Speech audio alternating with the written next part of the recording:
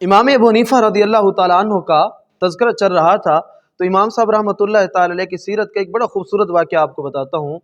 دیکھیے اللہ نے آپ کیسی ذہانت اور کیسا آپ کو اللہ نے فہم و فراست سے نوازا تھا، کیسے اللہ تعالیٰ نے آپ کو عقل عطا فرمائی تھی۔ امام ابو حنیفہ کے زمانے میں دہریہ قسم کے لوگ بہت تھے، یعنی ایسے لوگوں کی کثرت تھی، ایسے لوگ بہت سے تھے جو اللہ کی ذات پر یقین نہیں رکھتے تھے۔ وہ کہتے کہ کوئی خدا موجود نہیں ہے، کائنات کا نظام ایسے چل رہا ہے۔ ایسے لوگوں کے ساتھ امام ابو حنیفہ کا بھی ایک دفعہ واسطہ پڑا۔ ان کے ساتھ مناظرے کا ٹائم فکس ہوا، کہا کہ فلاں دن ہمارا مناظرہ ہوگا۔ امام ابو حنیفہ نے کہا کہ میں اللہ کی ذات کے وجود پر دلائل دوں گا، اور انہوں نے دلائل دینے تھے کہ نہیں، اللہ تعالیٰ موجود نہیں ہے۔ روایات میں آتا ہے کہ امام ابو حنیفہ رضی اللہ تعالیٰ عنہ نے آنا تھا تو راستے میں دریا پڑتا تھا۔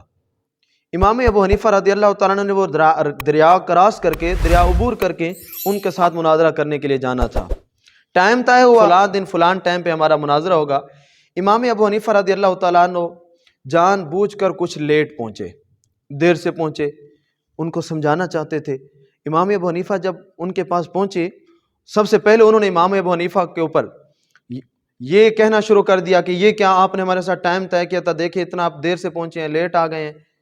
امام ابو حنیفہ رضی اللہ تعالیٰ عنہ نے ان کو کہا کہ اصل میں آیا ٹائم پہ تھا، میں ٹائم پہ پہنچ جاتا، لیکن جب میں دریا کے کنارے پہ پہنچا تو وہاں پہ کشتی موجود نہیں تھی، باقی لوگ بھی کھڑے تھے، میں بھی ان کے ساتھ انتظار کرنے لگ گیا۔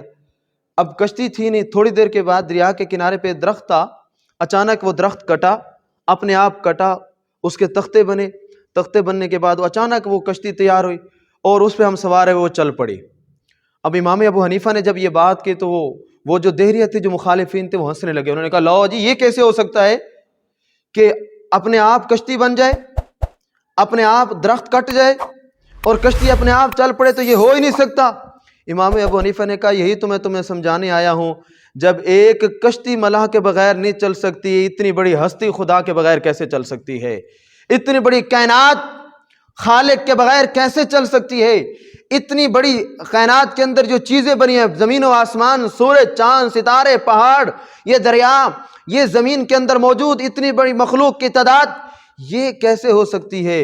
فرمایا یہیں پہ ہمارا فیصلہ ہو گیا ہے کہ واقعی کوئی کائنات کے اندر ایک ہستی ایسی موجود ہے جو نظام کائنات کو چلا رہی ہے۔